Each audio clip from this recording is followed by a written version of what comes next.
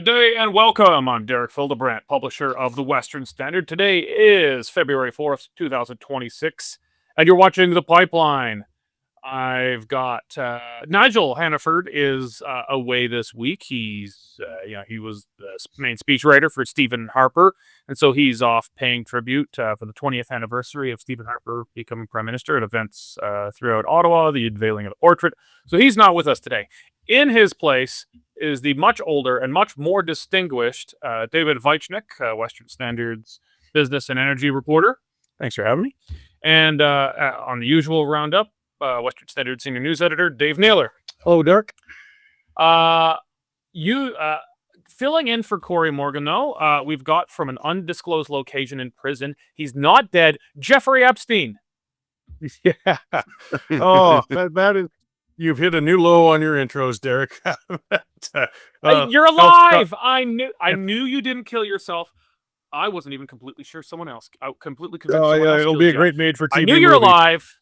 Exclusive, the Western Standard exclusive with Jeffrey Epstein. We obviously can't tell you where he is. But this is great. It does kind of look a little bit like him, doesn't it? It does actually. Creepy. Background kind of looks like Epstein's house too, kind of the outside of it. The temple. No, it looks like the temple. That's it. Yeah. Temple on the island. We gave away where he is. He's at the island right now. Last man standing. Okay. Thank God our audience couldn't hear the shit talk banter before we started rolling. It was dark. And this is much more calm and rational now. We're all going straight to hell, right to the bottom, all the way to the basement. Okay. Well, speaking of Epstein, we're going to have to talk about the Epstein files. I mean, one segment is not doing it justice, but so we'll talk. Maybe we'll talk about how we're trying to cover it, the angles we're finding. We've got journalists. He's not at his desk right now, but normally Jackson right behind us, Jackson Loy. The way we're trying to cover it in Canada and try and find we're doing the kind of the insecure Canadian thing where, well, what's the Canadian angle on this? Well, actually, there are Canadian angles and there's Alberta angles. We've been picking up, thanks to Skynet, we're able to go through everything. It's 3 million documents and more to come. But anyway, we'll try to make it interesting. I mean, there's so much for Epstein that is interesting, but we'll try to add some additional value that's not just stuff that you've already seen already. Because I can't stop. I can't stop reading Epstein files. I can't. There's a lot of slop. There's a ton of slop out there. Some inaccurate, out of context. You don't need to sensationalize Epstein stuff. It's mind-blowing without any sensationalization. So anyone who's sensationalizing this stuff is just a click farmer. And anyway. Everyone's losing their minds about Alberta independence. Thursday to Saturday, the Conservative Party of Canada was in town in Calgary for its biannual national convention. I couldn't walk more than a few steps without someone wanting to talk to me, saying, people from outside Alberta saying, "What the hell is going on? What the hell's going on? You guys are actually doing this? Like, how likely is this to happen?" I'm like, it's happening. Like, successor? No, I don't know. I couldn't tell you that. I can give you my thoughts on the likeliness of the vote succeeding, but we're definitely having a vote. Alberta's headed to a referendum on independence. It's happening. Everyone's around the country. They're talking about this. And they just can't seem to believe it. And it's broken the minds of some people. Guys like David Eby, calling everyone who's a nationalist treasonous, which means if someone has committed treason, you actually need to kill them. Like, we should be killing people who commit treason. I think so, at least. So ostensibly, he's at a minimum calling for us to be jailed, if not killed. Anyway, we're going to talk about that. But as I said, the Federal Conservative Convention was in town. We had a full crew of reporters on the ground there. David, you covered the speeches. I did. Dave Naylor. you were running the whole crew. We essentially moved the newsroom a kilometer and a half east down to the Stampede grounds where the convention was. So it was a pretty busy time. My job was mostly hobnobbing, that kind of stuff. I was sick of cheap wine and beer by the second day, but Poilievre's speech, David, it was well received. Yeah. By More of the same, basically. that's the way I would sum it. Though, it was more of the same. Well, that was kind of what I said before. I was talking to some delegates the day after. It was kind of like, yeah, that was kind of what we expected. Kind of the numbers as well. Like, you got what was it, 87.4% approval for his review, and basically everyone I talked to said, well, that figures. That's kind of what they were expecting. Not too big, not too small. Above Harper's, below Danielle Smith's UCP leadership review a couple years back. Yeah. This is as usual. This basically sums it up perfectly, really. Yeah, Dave, it ran to me as the perfect speech of someone running for prime minister 2 years ago. A year ago, we're, I guess, headed towards an election, and Trump is just upsetting the apple cart. Doesn't quite put it right, but he's just totally flipped Canadian politics upside down. The Liberals are gaining ground for a big comeback, which ultimately succeeds, coming in just slight of a majority. But a year and a half or 2 years ago, people are talking about, Poilievre has a chance of forming the biggest majority government of any prime minister in Canadian history. And the message I think he gave on the weekend to delegates was exactly that, except he just didn't have the punching bag of Justin Trudeau. That was the only difference. And there's a lot less emphasis on Mark Carney, because Mark Carney is obviously not great. I don't think he's very good for the West, but he doesn't have the term I always use for Justin Trudeau, like backpfeifen Gesicht, a punchable face. People don't look at Carney and just say, I hate that guy's face. He's just not as hateable. He hasn't had enough time yet, but he's also just not as hateable of a personality. So other than Trudeau, he was running for prime minister 2 years ago, I think, at this weekend's convention. He was. I was just waiting for him to finish with the line that, all Canadians deserve a nice house on a safe street, protected by our great armed forces and a nice flag.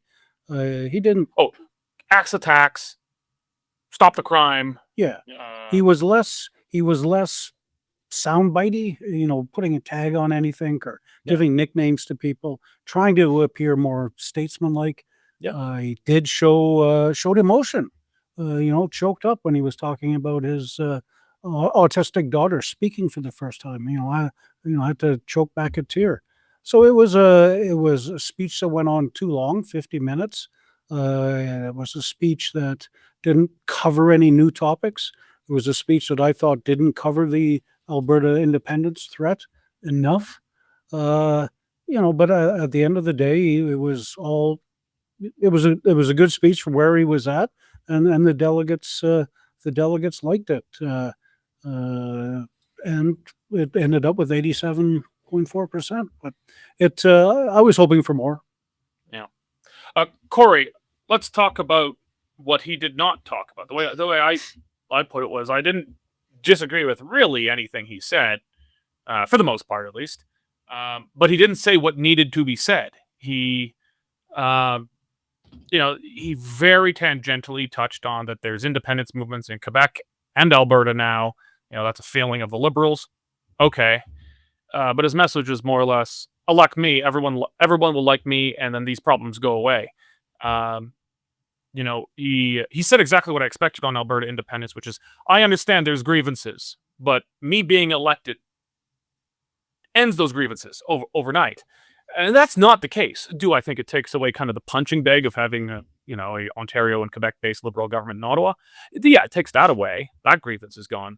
But he didn't mention a single thing he would do other than pipelines. At least on paper, the Liberals support pipelines now, on paper at least.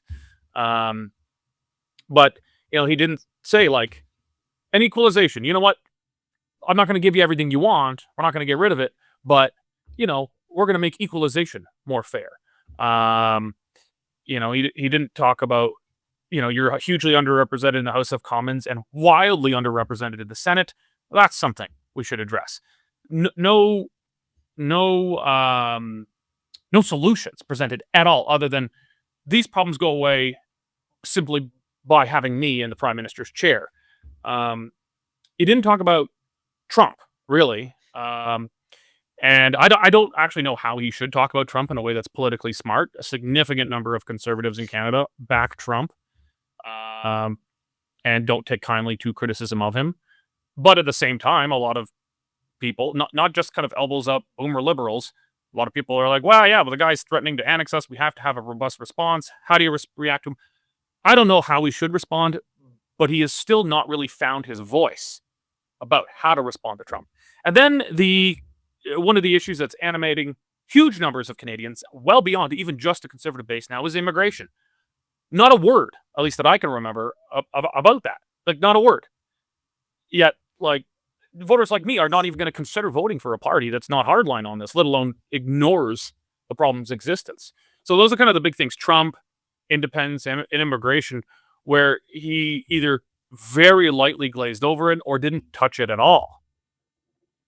Yeah, and David in the middle wrote a really good summary of it in the Western Standard recently. I read it, and I watched it streaming here from my undisclosed location down in the south here, and it was mushy. It was just more of the same. It really was. I think that's what a lot of the people's interpretation of it is. I mean, this was his chance to give a large address that a lot of Canadians are going to watch or listen to or get bites out of, at least, to say, well, what am I going to do that's different than what I offered in the election a year ago, or is different than what Cory's offering today?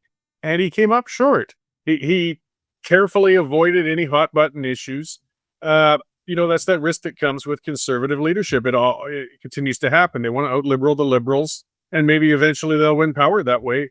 But when it comes to, for example, dodging on the Alberta independence issue, he did what conservatives typically do with Alberta. The Liberals ignore us and don't care about us, but the conservatives take us for granted. I mean, they just assume. So we don't have to speak to the Albertans because they're going to vote for us anyway. And I think perhaps some of those strategists are better understand that those resources and focus are now going in a completely different direction than the federal conservatives. It just wasn't what anybody would want it to be. I mean, he got his support levels were high, as everybody kind of expected. But I think people want to see somebody who's showing a change in direction, some vision to change things and present it so Canadians want to embrace that change so that an election can be won. And I just didn't see any of that. I just saw a more practiced Pierre Poilievre from a year ago, but nothing new on the table. And I don't think it's going to bode well for the Conservatives, who are already looking pretty bleak in the polls right now. Did he talk about ending the CBC funding during the speech? No. Don't recall that at all, no. All right. So for me, that is the biggest sign yet. Poilievre's only going to get worse. When he ran for the federal Conservative leadership, at every rally, he says, and we're going to defund the CBC. And, just imagine, a family pulling up in a U-Haul into the former Toronto downtown headquarters of the CBC, or moving families in. It was kind of a joke, but also kind of a play on policy, affordable housing, and we're just going to house people in the former CBC buildings. He did it at every stop, and it was always the biggest applause line, by far. And to my surprise, and to Poilievre's credit, he kept saying it after he had the leadership. Normally, everyone remember Aaron O'Toole, oh, I'm true blue, Mr. Conservative, during the leadership. And the instant he had it, he goes left of Trudeau on a number of issues.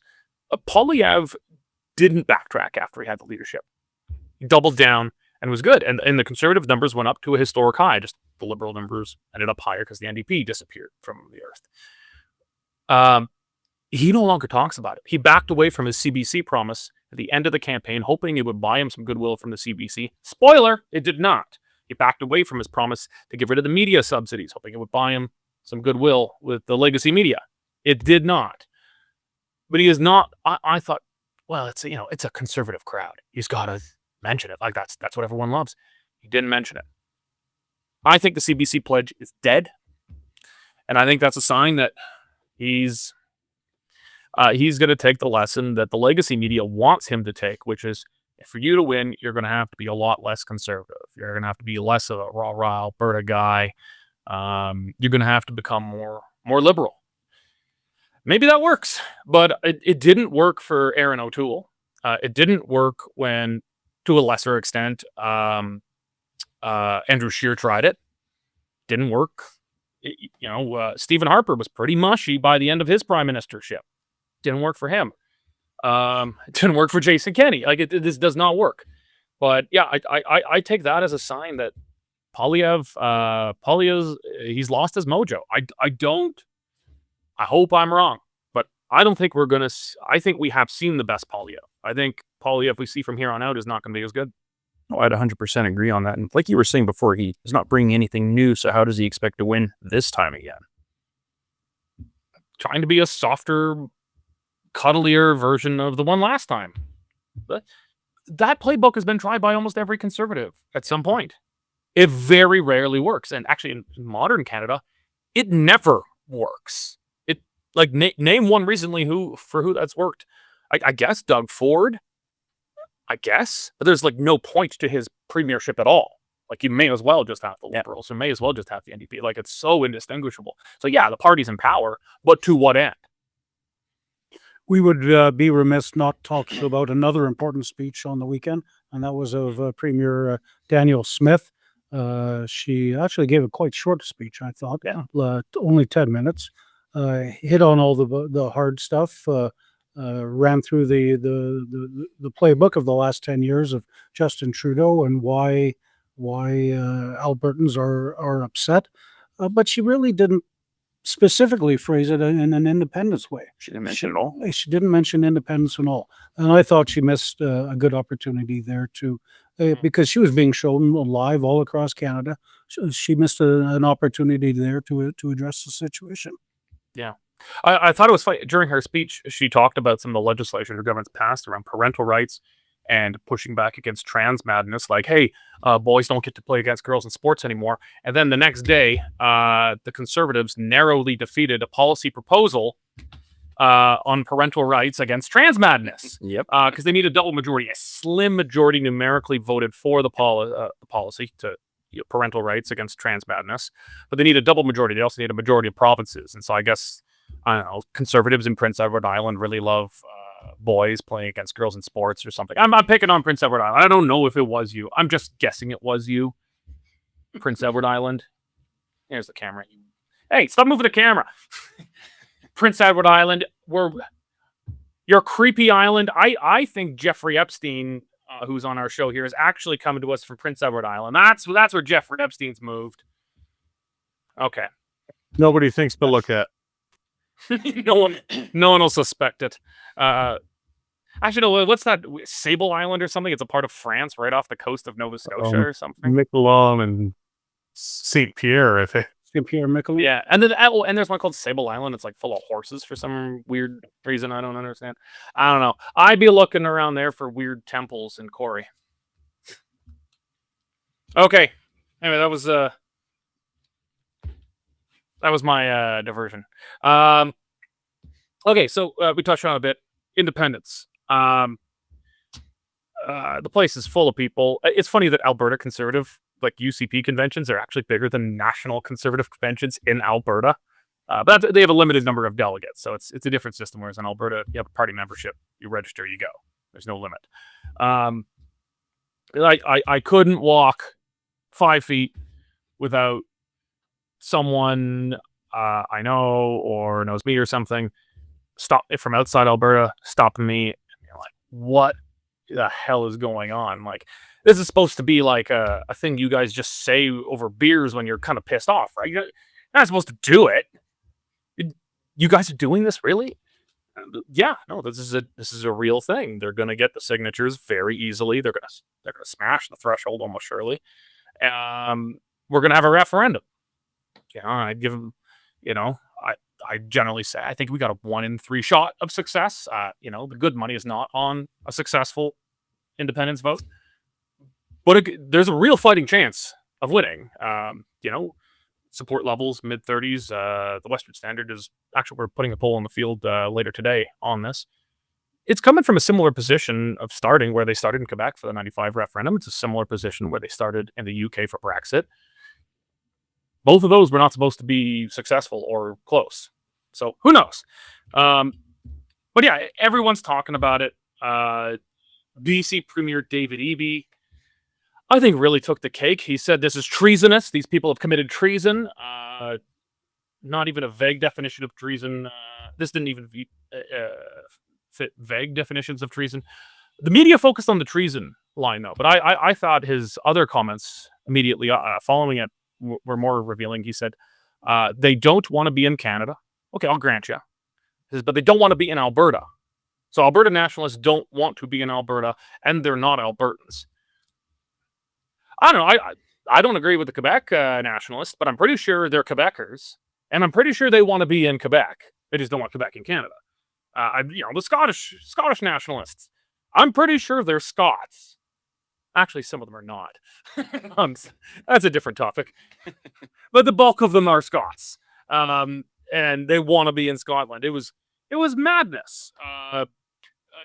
Cory, David Eby, I guess.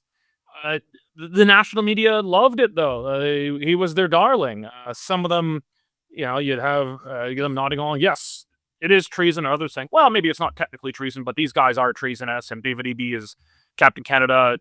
Doug Ford standing up. Danielle Smith needs to disavow these people. These people are anti-Canadian. They're so bad. Does the intervention? Stephen Guilbeault saying, can you imagine? If Quebecer, if the outrage in Anglo-Canada, if Quebecer had talked to the French government about independence. For those who are, maybe younger than even me, every independence movement in Quebec has always talked to France. Charles de Gaulle, the president of France, came to Quebec and famously said, "Vive Québec libre." Jacques Parizeau, René Lévesque, Lucien Bouchard, all of these guys regularly met with the French government, seeking their recognition in the event of a successful yes vote, etc.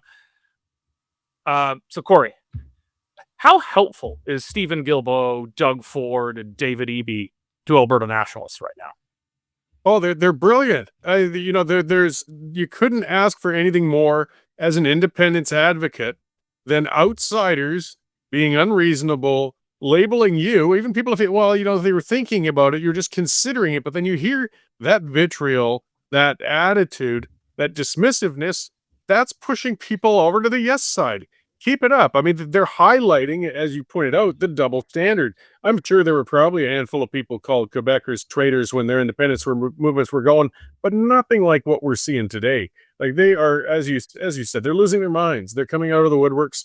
I think it's also just because a bunch of them are actually realizing, holy crap, this is real. This isn't just a handful of rednecks, though they're trying to dismiss it as such. It's not something that's just going to come and fade away like the Wexit movement did a few years ago. No, this came in. The APP, the Alberta Prosperity Project, really sort of organized and have maintained the momentum of this thing. And we're actually heading to a referendum. And these guys don't know how to respond to it. So, as an advocate who wants to see a yes vote, hey, please, Doug, please keep telling Albertans what they should think, and please keep pushing our premier around, because that's what we want to see as an Ontarian, feeling that he should tell our elected leadership what they should do. That's going to help. And Mr. Eby, by all means, keep blockading our products from the West Coast and accusing us of high crimes that call for executions. I don't think they understand the consequences of what their reaction and response to this is. But, anybody who wants independence, just carry on, guys. You are not doing a good job for federalism. I'll certainly say that. I want to pull this tweet up on the screen here. This is from Andrew Coyne, columnist with the Globe and Mail. You have a right to leave the country. You don't have a right to take a piece of it with you. You can hold whatever votes you like, but you can't vote to help yourself to something that isn't yours. All the territory of Canada belongs to all of Canada. Canada's future can only be decided by Canadians as a whole, not by groups within it, however desperate or fanatical, which they are, pretty much by definition. To think that the only solution to your grievances, real or imagined, is to destroy one of the most successful countries that ever existed, marks you as an extremist. Okay. Andrew Coyne, as you can see from his tweet, has the pictures or some emojis of certain flags in his bio. Ukraine, Israel, Georgia, and I'm not 100% positive on the last one. It might be Moldova. Or is it Romania? It's like Romania. It might be Romania. Yeah, or something. Okay. 2 of those flags represent countries that separated from another country. Ukraine was a part of the Russian Empire since, I don't know, Catherine the Great. A millennia, I think it was 1,000 years almost. It depends how you're defining it. If you go by Kievan Rus as the nucleus, I think that was what it was. It's about 1,000. Yeah. if you're going with the Kievan Rus state as the beginning, having a bit of a history lesson here. If you're saying the Kievan Rus was kind of the beginning of Russia, or actually Russia is started in Ukraine, Kiev. Yeah. If you're going from the Russian Empire, the Tsars, well then that maybe goes kind of when it was reconquered from the Turks by Catherine the Great, if I'm getting that right. And it's separated from the Soviet Union. People say, well, Soviet Union doesn't exist anymore. Yes, because everyone's separated from the Soviet Union. Georgia separated from the Soviet Union. And Ukraine is culturally very similar to Russia. It's different, but it's culturally very similar, particularly in the eastern side of the country, and parts of the west near Odessa. Romania, okay, didn't separate, but it was carved up from other kingdoms, other empires. Half of it came from the Austro-Hungarian Empire. And Israel, partitioned out of the British Empire's Palestinian Mandate. Not a single one of these countries just always existed on its own. They separated in one form or another to form their modern states. End of rant. I'm just going to put it to you. How stupid are these people? You can say Alberta independence is a bad idea, but just say every state is there for all time. New states emerging from old states is illegitimate and cannot happen. Fine, but the only way to do that is brute military force. And Ukraine would have left Russia or the Soviet Union a lot earlier if it hadn't been brute military force. Ukraine, I think, had only been nominally independent for like a few months after Russia's surrender during the First World War, before the Soviet Union reconquered it. So it was kind of quasi-independent for like a few months. Yeah. It had never been an independent country in its history until the fall of the Soviet Union. I'm glad it's independent. It's a good thing. But, I mean... there's an easy way for you to lower your blood pressure. And let's just block Andrew Coyne. No, I love it. I love this shit. But you put those flags in your bio, and then you have the nerve to say, no one's ever allowed to leave your country. Is Canada the only country you're not allowed to leave? America itself left another country. Arguably, Canada left Britain. The Statute of Westminster. So, anyway... someone else take up the rant from there. I have no question to put to anyone. I just had to point out how dumb this is from smart people. Andrew Coyne's not a stupid person. He's a very smart guy. But God, they say some dumb shit. It was interesting just to see the reaction of the national media after EB's comment. I mean, let's face it. I mean, EB's run British Columbia into the ground, but the national media picked up on it and ran for it, and throughout the entire weekend. Independence issues led CBC, CTV, Global, all throughout the Tory leadership campaign. Certainly the chatter in the media room amongst all the out-of-town journalists was Alberta independence. But I think this was the weekend they finally realized, hey, something's up. Yeah, something's up in Alberta, and we better start keeping an eye on it. So that's not a bad thing. We'll see how the national media covers. So much for a fringe minority. Fringe minority that not anymore. It's not talking about. Yeah. I did find out like all the out-of-town reporters. They're like they're trying to get a sense because like they're not sure should they cover this. Like, is this a nothing burger fringe thing? And they're all of a sudden they're all like, so how serious is this? I'm like, look, for everyone with an Alberta badge here, get a couple beers in them and ask them how they're voting. Yeah. Sometimes it doesn't even take any beer. No. Yeah. Well, get a couple beers in them and they'll tell you, they'll start shooting pistols in the air about it, But, yeah. Anyway, it's very much. It says a lot, though, about people like Coyne. As you said, he's smart. He's always been a pompous sort of windbag, but he's not a fool. and they're caught flat-footed. They don't know how to respond to this. They're responding emotionally and without thought. I'm just wondering if this is going to evolve. I noticed Andrew Leach, who is hardly a conservative independence type supporter, even gently corrected somebody on that treason thing, saying no and showed the law. Like, whatever you may think, it's in poor taste or whatever visiting other countries like that, but it's not treason by definition, legally or otherwise.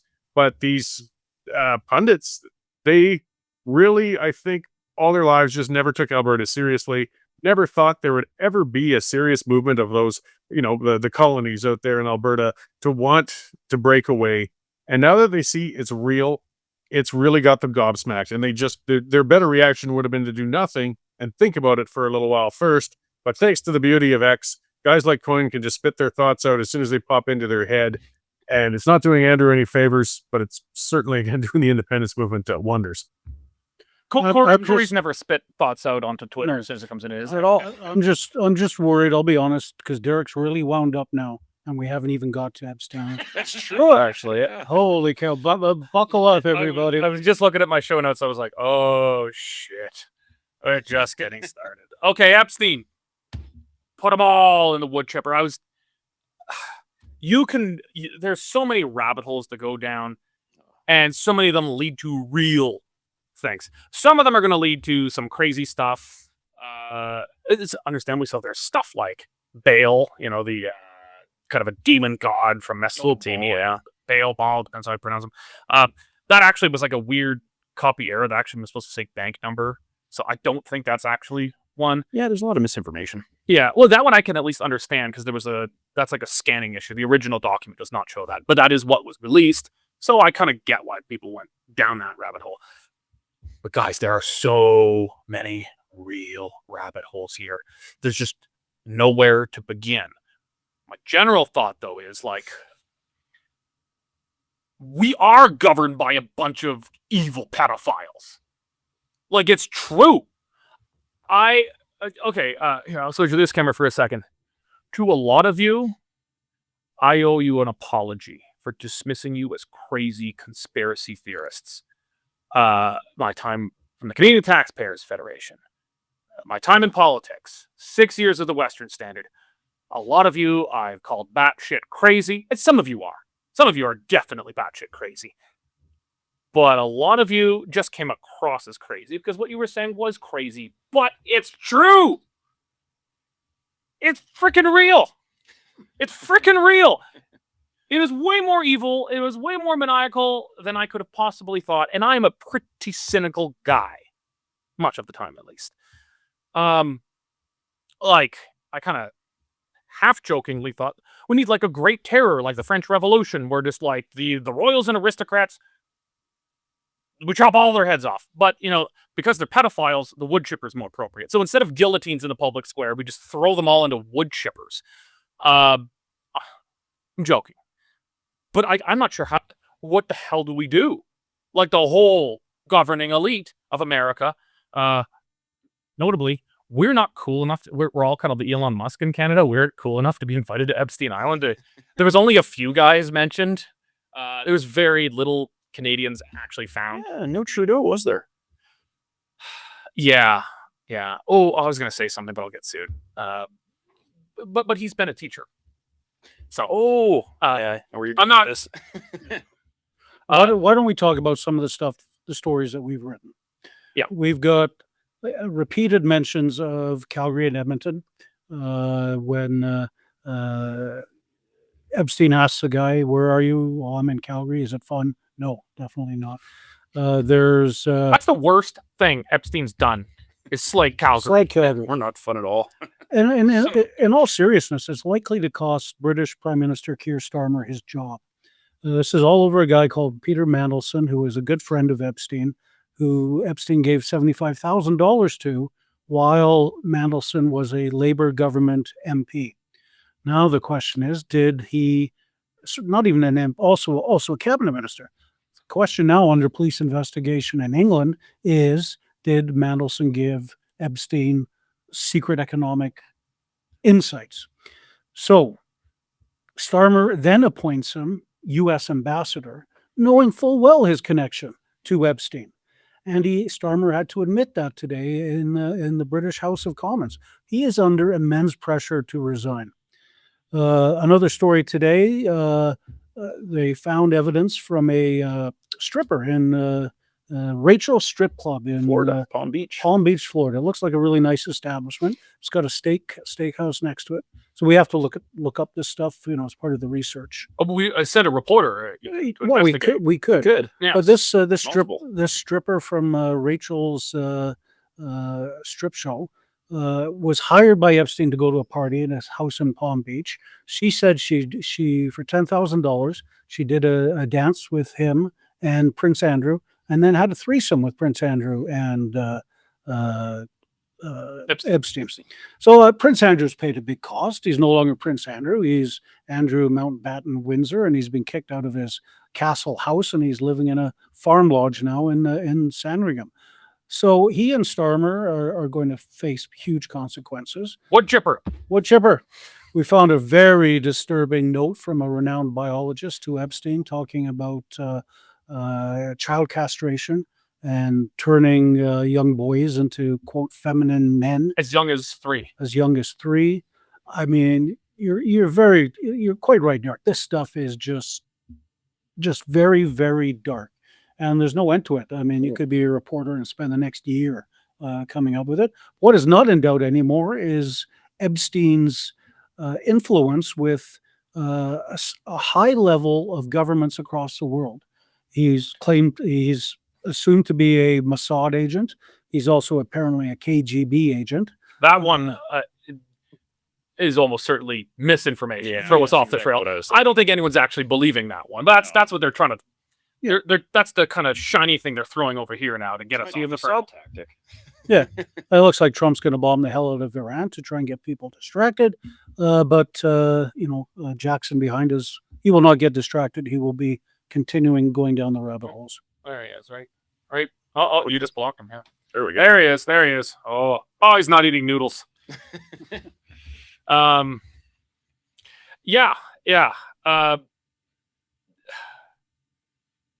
Fuck. Oh, let's go to Jeffrey Epstein. What do you have to say for yourself? I'm just floored with how much of the records of my doings and how prolific they are. Yes, aside from the joking aside, like seriously, the amount of data, it's such a dump, and how It's only half. This is integrated. only half. Yeah.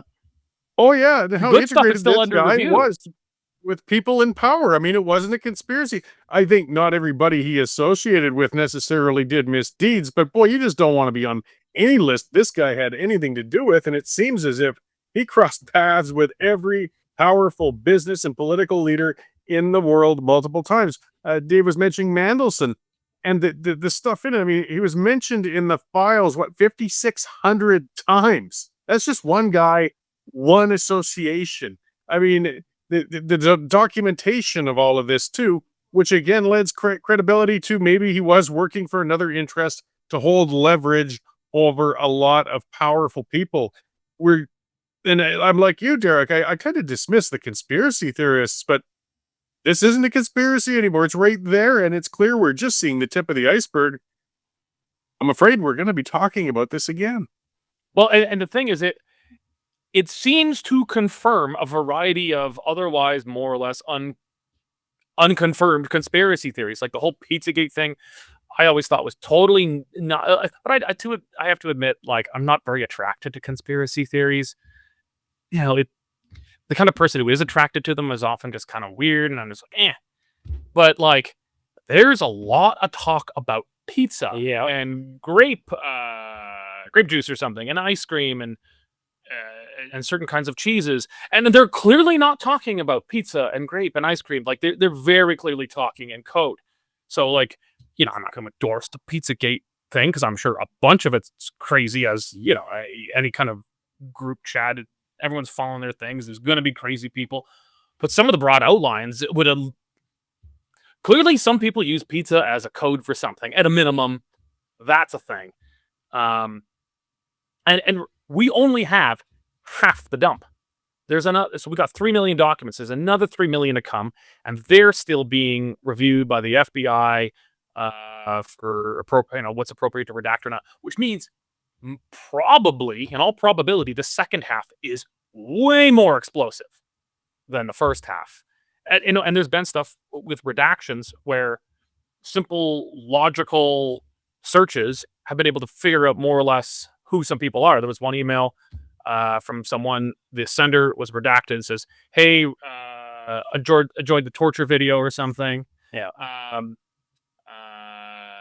Yeah, and then it's like, Epstein's like, when are you going to be here? He says, I'm in China right now, but I'll be in Washington or New York or something. Washington in 2 weeks. It turns out at that exact time that's being written, Benjamin Netanyahu was in China, and 2 weeks later, he was in Washington. That's not conclusively him, but it was him. It was him. So sometimes these things are redacted, but the internet is just nuclear right now. People, and the power of AI, be like, okay, search this, and you could tie all these things together in a way that would normally take maybe weeks to figure that out. Like, if this was 20 years ago, it'd take you at least a week to get travel logs, pull up newspaper clippings from China and Washington. That'd be a huge job. You could do it in 20 seconds now. Well, let's just remember Donald Trump and certain influencers in American politics saying there are no Epstein files. Yeah. This is a nothing burger. There's nothing here. I'm going to hurt the feelings of some of our Trump lovers on the show, but I'm sorry. He lied. Like, so obviously lied. He protested way too much. Everyone who wants to see this is against me. You're all working for the Democrats. You're left wing. No, you promised to release this.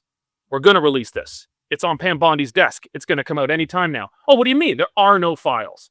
And then now this has been a fight that people like Marjorie Taylor Greene, Thomas Massey have pursued doggedly, pretty much toasted their political careers to achieve.